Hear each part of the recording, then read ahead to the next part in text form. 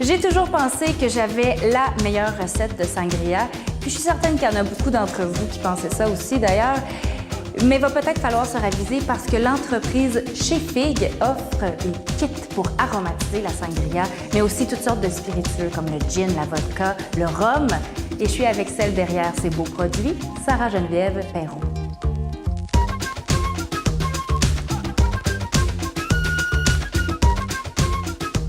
Sarah-Geneviève, Chez Fig propose des kits de fabrication d'alcool. Mais avant de se plonger dans les cocktails, moi, je veux vraiment que tu nous parles de ton parcours en termes de foodie, parce que tu étais dans l'alimentation, avant dans la nourriture, la bouffe. Je veux que tu me contamines avec ta passion pour l'alimentation. Moi, j'ai toujours adoré cuisiner, j'ai toujours adoré découvrir des nouvelles saveurs aussi, voyager.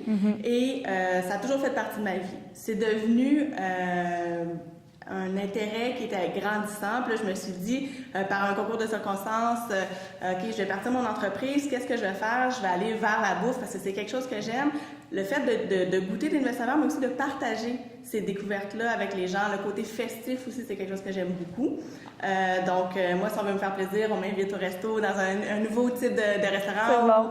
On va dans un marché, des épiceries aussi ethniques, qu'on pourrait appeler. Ça me plaît beaucoup parce que je fais plein de découvertes, j'achète plein de produits, je sais pas à quoi ça sert. Genre, je vais l'essayer, je vais goûter. Fait que c'est venu de cette passion-là, dans le fond, vraiment pour la bouffe. Initialement, je faisais des plats cuisinés inspirés de la cuisine du monde.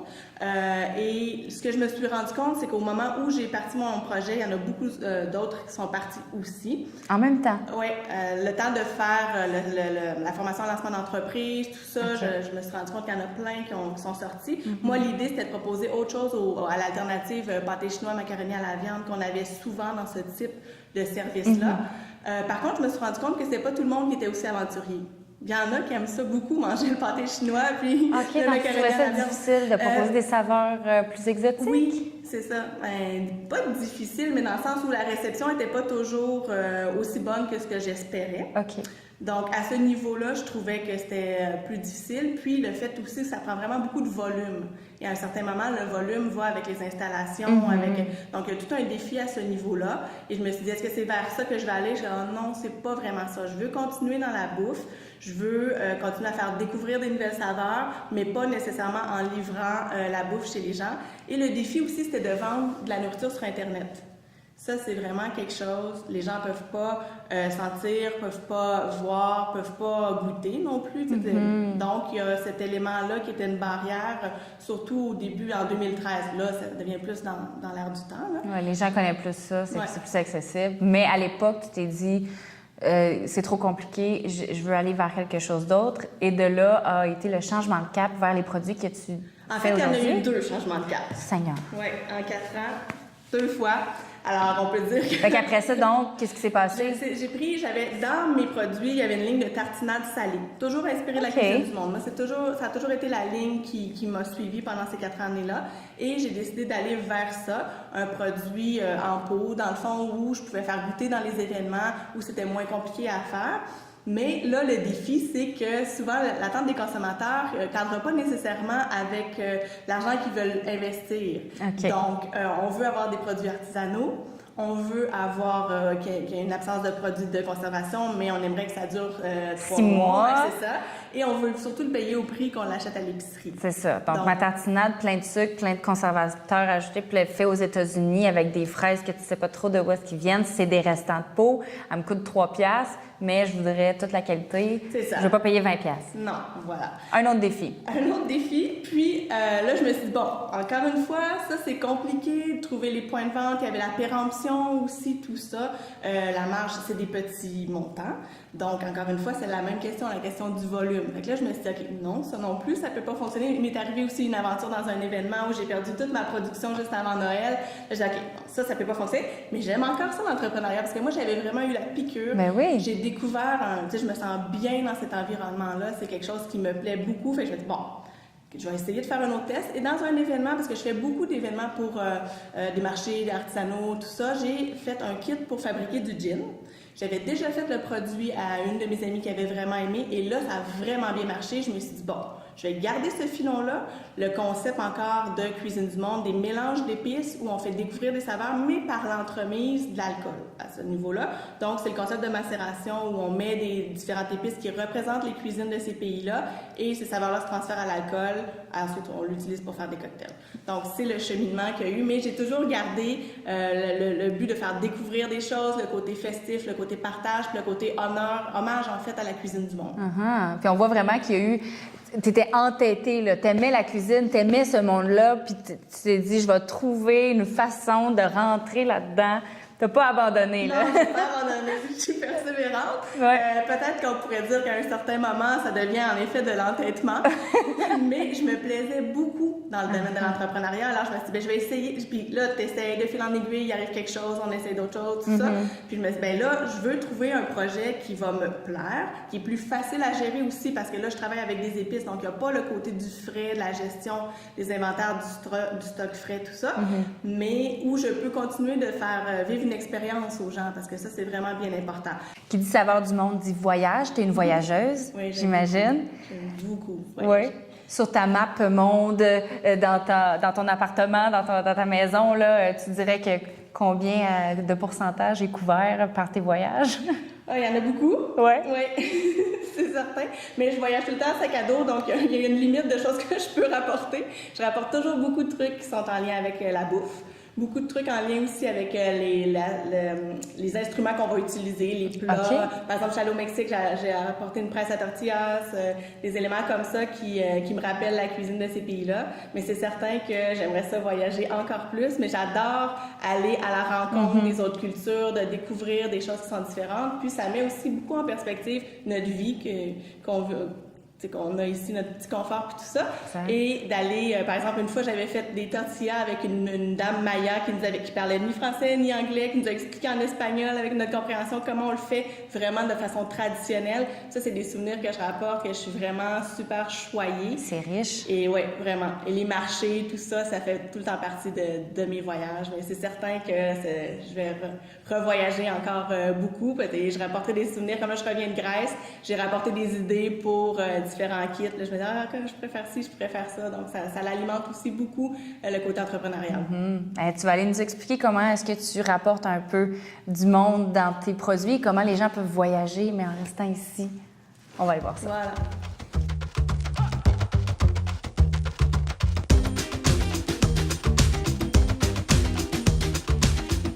Sarah-Geneviève, je suis comme super excitée là, parce qu'il y a plein de beaux produits. C'est comme à Noël avec les cadeaux en dessous du sapin.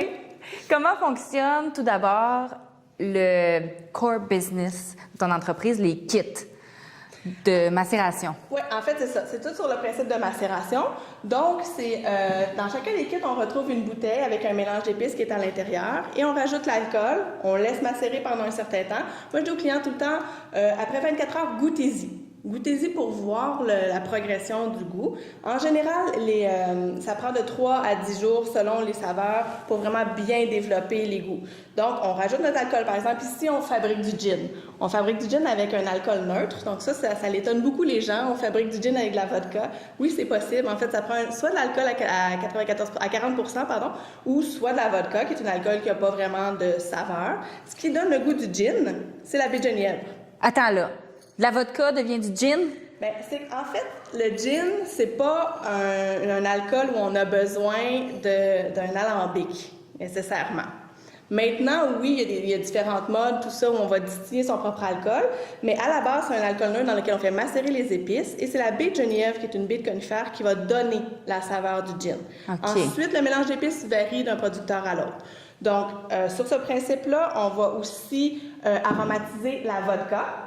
Et ici, c'est inspiré toujours de la cuisine du monde. Donc, on a la saveur du Mexique, de la Thaïlande et de la Turquie.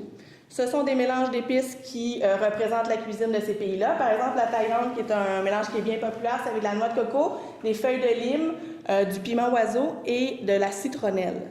Donc, toutes ces saveurs-là qu'on peut sentir vont s'être transférées à l'alcool après un temps de macération.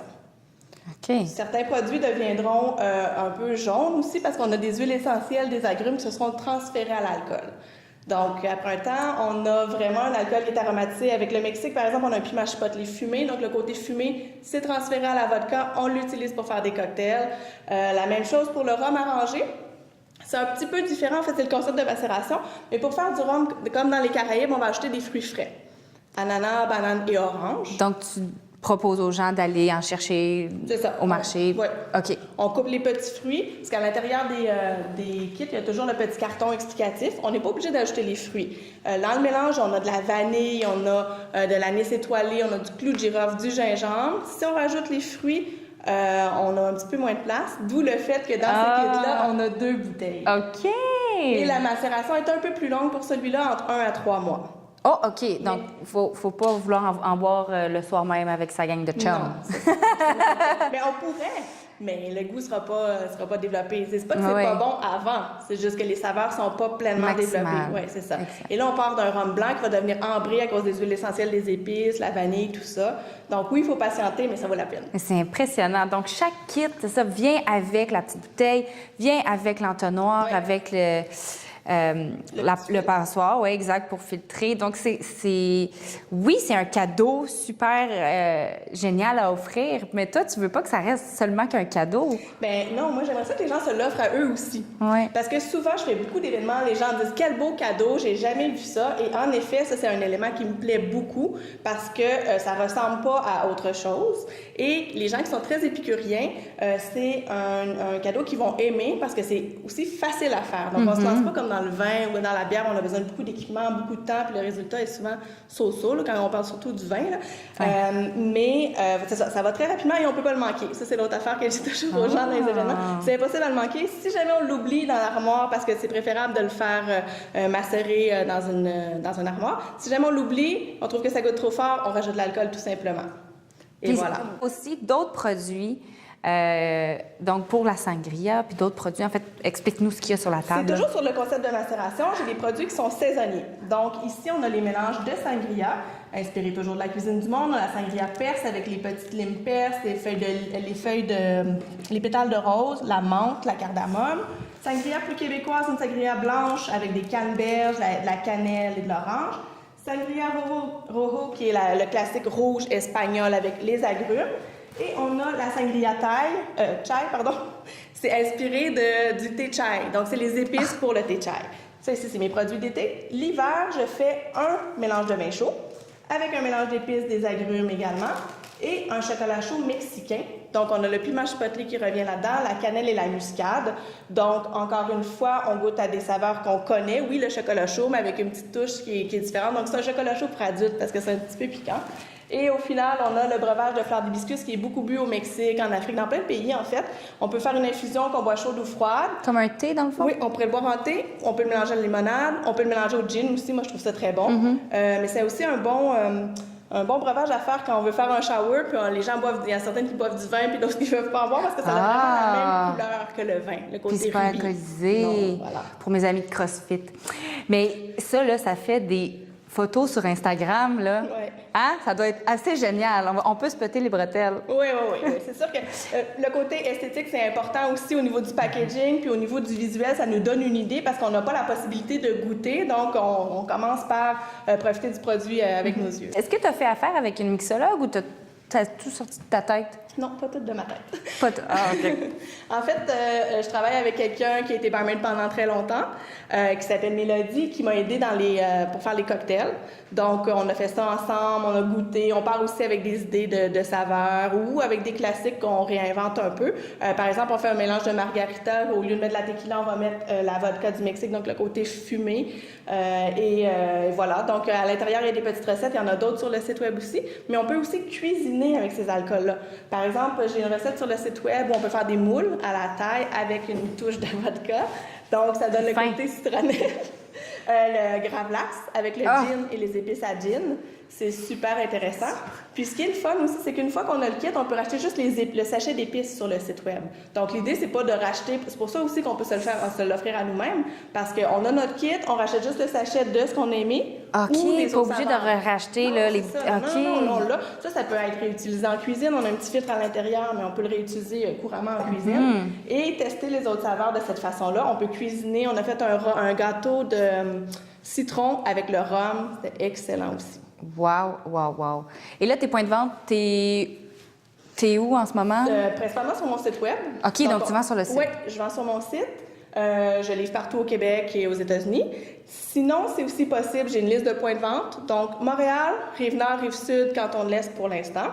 Voilà. Et sur certaines autres plateformes qui font la promotion des produits québécois également, c'est possible de trouver mes produits. Merci énormément, Sarah-Geneviève, de nous avoir transmis ta passion qui m'envahit comme ça. Et bien, on va aller rencontrer de nouveaux entrepreneurs passionnés, autant que Sarah-Geneviève, la semaine prochaine à Éco-Entrepreneur.